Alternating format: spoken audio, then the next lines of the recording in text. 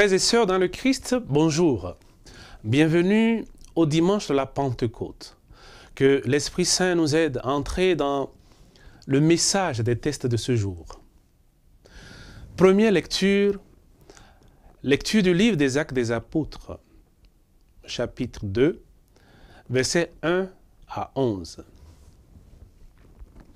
Quand arriva le jour de la Pentecôte, au thème des 50 jours après Pâques, ils se trouvaient réunis tous ensemble. Soudain, un bruit survint du ciel, comme un violent coup de vent. La maison où ils étaient assis en fut remplie tout entière. Alors leur apparurent des langues qu'on aurait dites de feu, qui se partageaient, et il s'en posa une sur chacun d'eux. Tous furent remplis d'Esprit Saint. Ils se mirent à parler en d'autres langues, et chacun s'exprimait selon le don de l'Esprit. Or, il y avait, résidant à Jérusalem, des Juifs religieux, venant de toutes les nations sous le ciel. Lorsque ceux-ci entendirent la voix qui retentissait, ils se rassemblèrent en foule. Ils étaient en pleine confusion, parce que chacun d'eux entendait dans son propre dialecte ceux qui parlaient. Dans la stupéfaction et l'émerveillement, ils disaient: « Ces gens qui parlent, ne sont-ils pas tous des Galiléens? Comment se fait-il que chacun de nous les entende dans son propre dialecte, sa langue maternelle?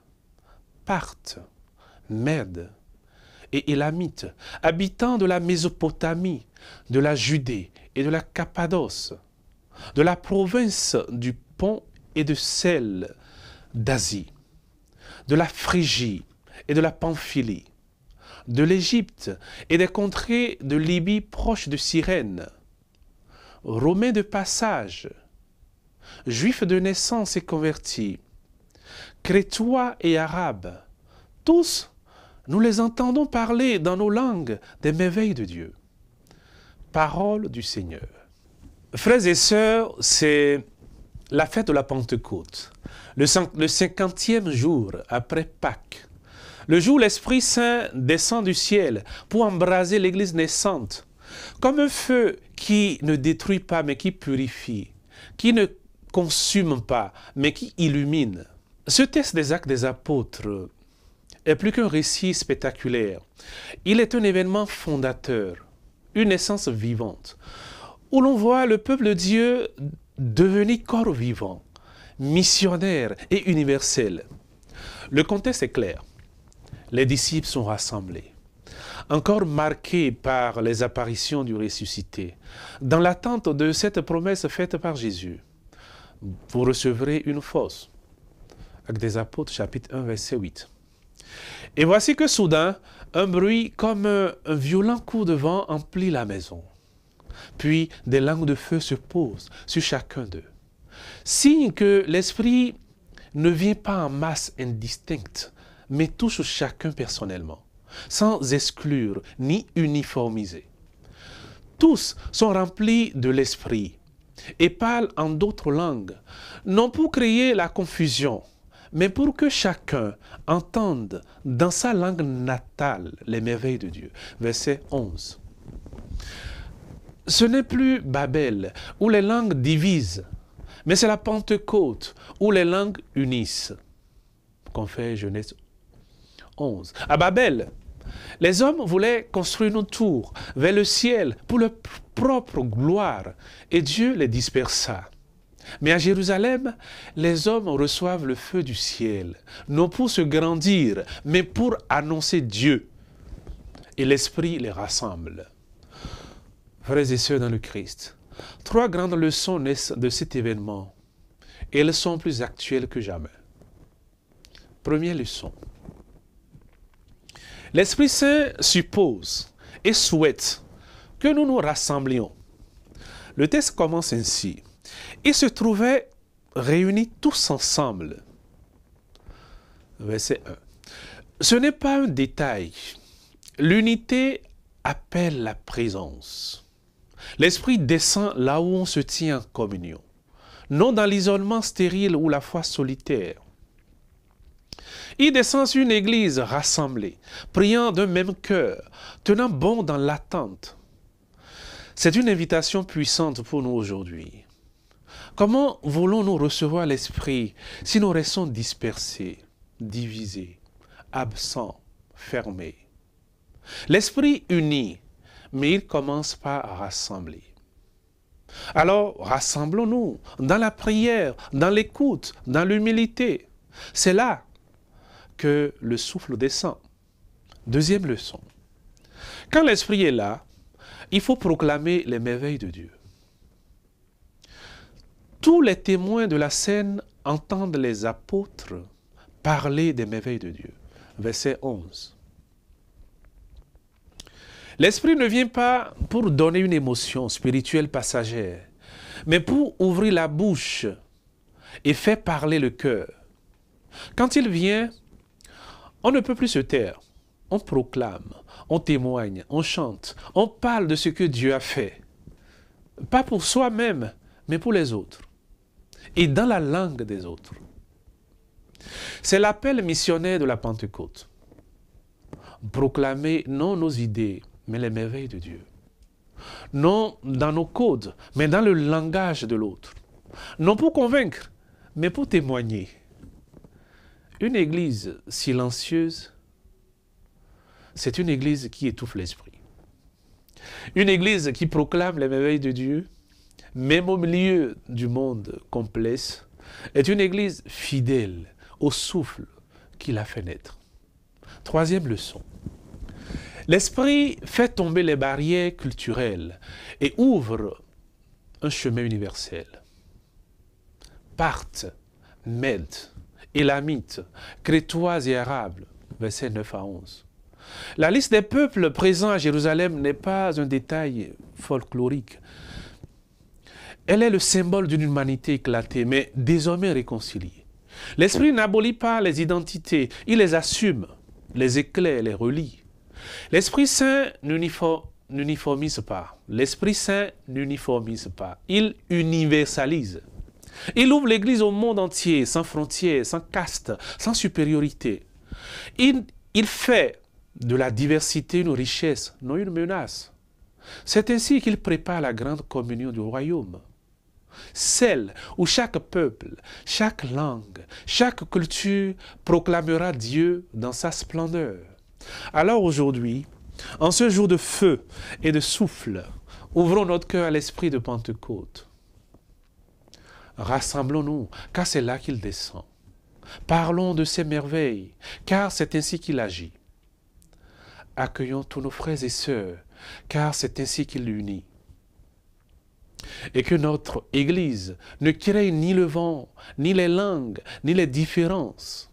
Car là où l'Esprit Saint règne, tout devient lumière. Et chacun peut entendre dans sa langue les merveilles de Dieu. De ce Dieu de tendresse et de victoire. Amen. Psaume 103, 104. Ô Seigneur, envoie ton esprit, qu'il renouvelle la face de la terre. Bénis le Seigneur, ô mon âme. Seigneur mon Dieu, tu es si grand. Quelle profusion dans tes œuvres, Seigneur. La terre s'emplit de tes biens. Tu reprends leur souffle, ils expirent et retournent à leur poussière. Tu envoies ton souffle, ils sont créés. Tu renouvelles la face de la terre.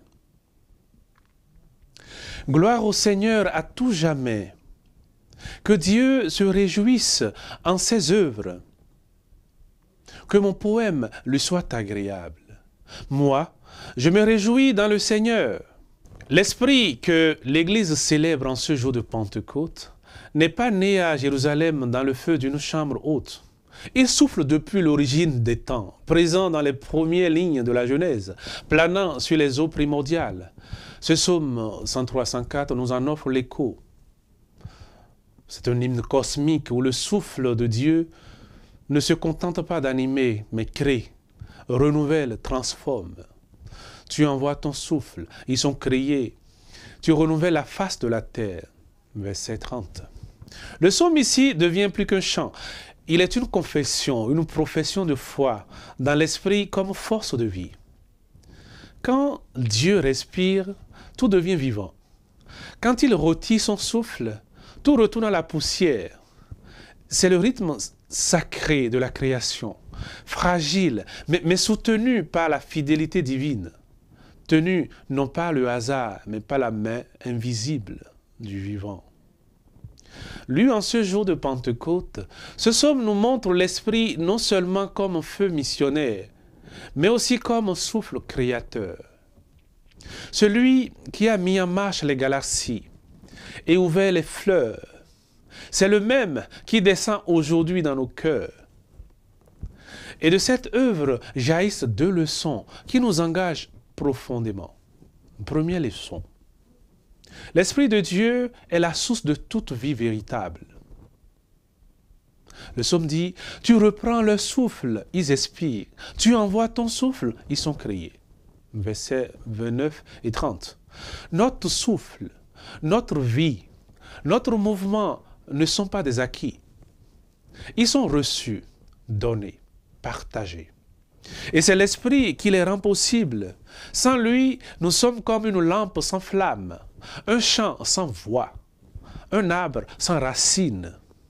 Cette prise de conscience devrait engager notre humanité à cultiver l'humilité, à contempler la beauté du monde dans sa totalité et à vivre la gratitude en responsabilité. Qu'à chaque instant est souffle reçu, chaque aurore une nouvelle vie conçue. Et si la face du monde est marquée par la fatigue, par la violence, la division, ce n'est pas de réforme qu'elle a besoin d'abord, mais d'un nouveau souffle. Deuxième leçon. L'Esprit renouvelle non seulement la terre, mais le cœur de l'homme. Ce renouvellement évoqué par le psalmiste n'est pas seulement écologique ou cosmique. Il est aussi intérieur, spirituel, personnel.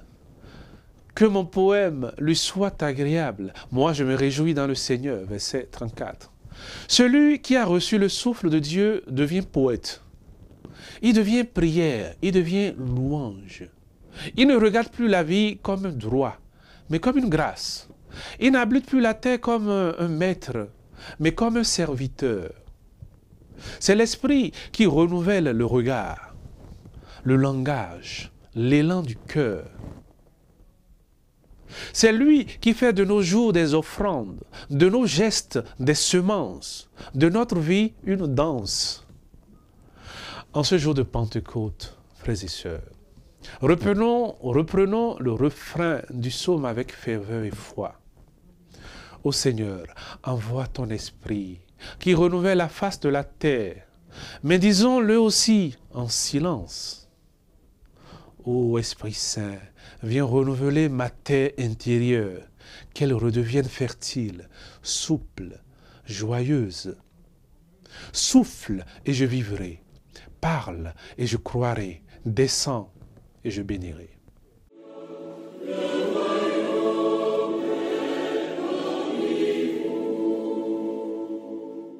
Lecture de la lettre de Saint Paul apôtre aux Romains, chapitre 8, versets 8 à 17. Frères, ceux qui sont sous l'emprise de la chair ne peuvent pas plaire à Dieu. Or, vous n'êtes pas sous l'emprise de la chair, mais sous celle de l'Esprit, puisque l'Esprit de Dieu habite en vous. Celui qui n'a pas l'Esprit du Christ ne lui appartient pas. Mais si le Christ est en vous, le corps, il est vrai, reste marqué par la mort à cause du péché. Mais l'Esprit vous fait vivre, puisque vous êtes devenus des justes. Et si l'Esprit de celui qui a ressuscité Jésus d'entre les morts habite en vous, celui qui a ressuscité Jésus d'entre les morts donnera aussi la vie à vos corps mortels par son esprit qui habite en vous. Ainsi donc, frères, nous avons une dette, mais elle n'est pas envers la chair pour devoir vivre selon la chair. Car si vous vivez selon la chair, vous allez mourir. Mais si, par l'esprit, vous tuez les agissements de l'homme pécheur, vous vivrez. En effet, tous ceux qui se laissent conduire par l'Esprit de Dieu, ceux-là sont fils de Dieu. Vous n'avez pas reçu un esprit qui fait de vous des esclaves et vous ramène à la peur. Mais vous avez reçu un esprit qui fait de vous des fils. Et c'est en lui que nous crions « Abba », c'est-à-dire « Père ». C'est donc l'Esprit Saint lui-même qui atteste à notre esprit que nous sommes enfants de Dieu. Puisque nous sommes ses enfants, nous sommes aussi ses héritiers. Héritiers de Dieu, héritiers avec le Christ, si du moins nous souffrons avec lui pour être avec lui dans la gloire. Parole du Seigneur. En ce jour où l'Église célèbre l'Esprit qui descend et renouvelle, la voix de Saint Paul résonne avec une gravité et une grande lumière. Il parle de liberté retrouvée, d'identité reçue et d'héritage promis. Il nous révèle le souffle intérieur qui ne crie plus la peur mais l'amour. L'Esprit Saint, donné aux croyants, n'est pas une influence vague, mais une présence vraie qui libère, qui adopte, qui unit au Christ dans la gloire. 3 trésors, 3 dons, 3 appels s'élèvent de ce texte inspiré. Il s'agit de la liberté, de la filiation et de l'héritage. Chacun porte un fruit, chacun demande une foi qui s'élance, un cœur qui avance. Première leçon. L'Esprit nous libère des chaînes de la chair. Ceux qui sont sous l'emprise de la chair ne peuvent pas plaire à Dieu. Verset 8. Mais vous, dit Paul, vous n'êtes plus esclaves, vous êtes portés par le vent de l'Esprit, libérés du joug des passions stériles, détachés des plaisirs faciles. Vous marchez désormais selon la vie, non pas mérite, mais pas grâce infinie. La première leçon est donc un cri de courage. Ne retourne pas à l'ombre après avoir goûté la lumière. Ne te laisse pas séduire par les liens anciens, car tu n'es plus captif, tu es pèlerin. L'Esprit ne tolère pas la tiédeur. Il allume en toi la ferveur et t'ouvre à la hauteur. Deuxième leçon. L'Esprit fait de nous des fils, non des serviteurs. Vous n'avez pas reçu un esprit qui fait de vous des esclaves, mais un esprit qui fait de vous des fils. Verset 15.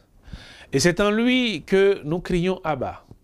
Ce mot d'enfant, simple et brûlant, ce mot qui dit confiance, ce mot qui dit je suis aimant, non plus pas peur devant Dieu, mais pas proximité, non plus de distance, mais familiarité. La deuxième leçon, frères et sœurs, est celle de l'identité. Tu n'es pas une erreur, ni un chiffre, ni un serviteur oublié. Tu es enfant du Père, voulu, aimé, recréé. Et l'Esprit qui habite ton cœur en silence t'atteste que tu vis dans l'alliance. Alors lève-toi chaque jour en fils et fille, et non comme un esclave soumis à l'injustice. Troisième leçon. L'Esprit fait de nous des co-héritiers du Christ ressuscité. Héritier de Dieu, héritier avec le Christ, verset 7. Ce n'est pas une métaphore, mais une promesse authentique. La gloire qui fut donnée au Fils est offerte à celles qui marchent avec lui dans la logique de son ministère. Nous ne sommes pas appelés à survivre, mais à vivre pleinement, à participer au royaume réellement. Mais Paul ajoute, si du moins nous souffrons avec lui. Car la croix précède la couronne et l'épreuve purifie ce que l'amour façonne. La troisième leçon, frères et sœurs, l'Esprit, donc, ne te promet pas une route facile, mais un terme glorieux. Il ne te dispense pas de la douleur, mais il la remplit de feu. Alors en ce jour de Pentecôte, souviens-toi, tu es libre, ne retourne pas au fer, tu es fils et fille, ne crains plus le regard du Père, tu es héritier, avance vers la lumière, et que ton cœur habité par l'Esprit chante toujours et partout la vie. Amen.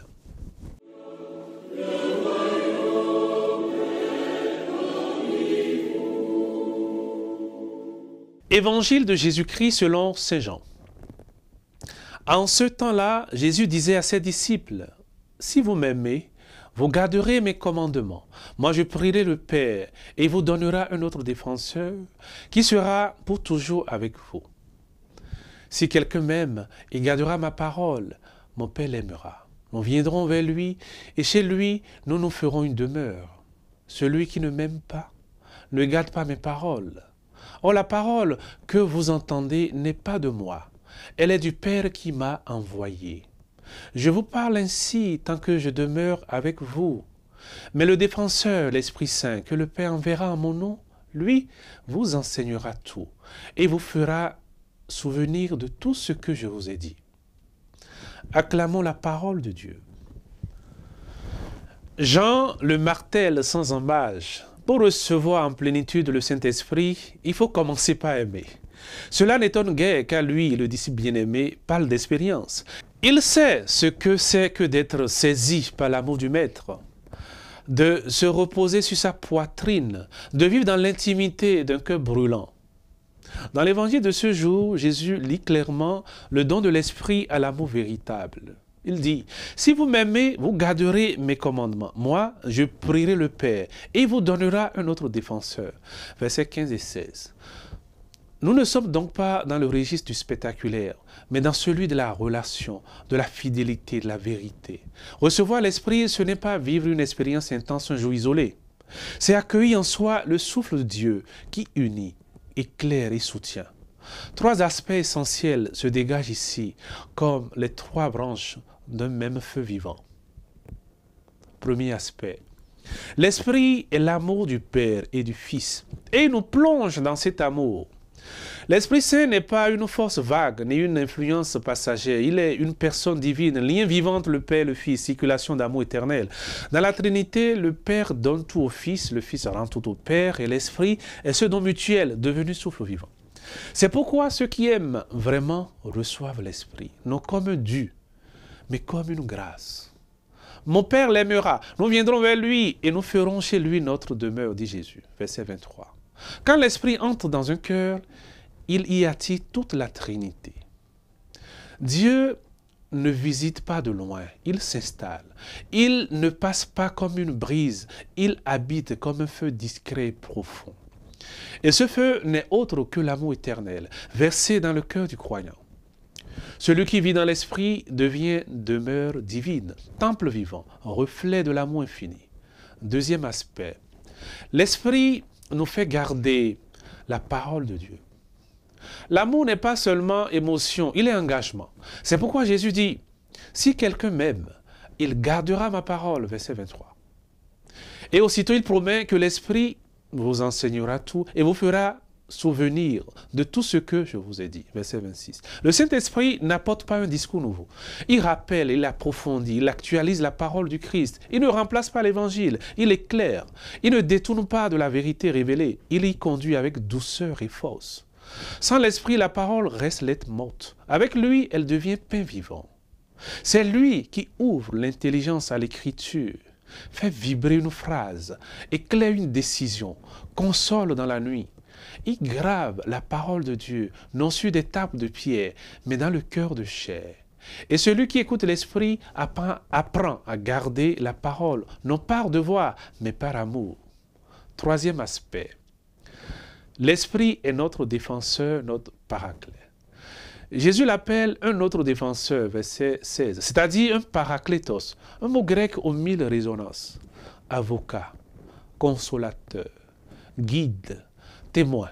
L'Esprit Saint n'est pas spectateur de nos combats. Il est notre appui fidèle. Il prend notre défense non contre Dieu, mais contre le doute, le péché, le découragement. Il murmure la vérité quand tout chancelle. Il rappelle la promesse quand tout vacille. Et surtout, il plaide en nous quand nos mots nous manquent. Lorsque la foi semble faible, lui prie en silence. Quand la parole humaine échoue, lui souffle au cœur ce que nul ne peut voir. et il ne nous quitte jamais.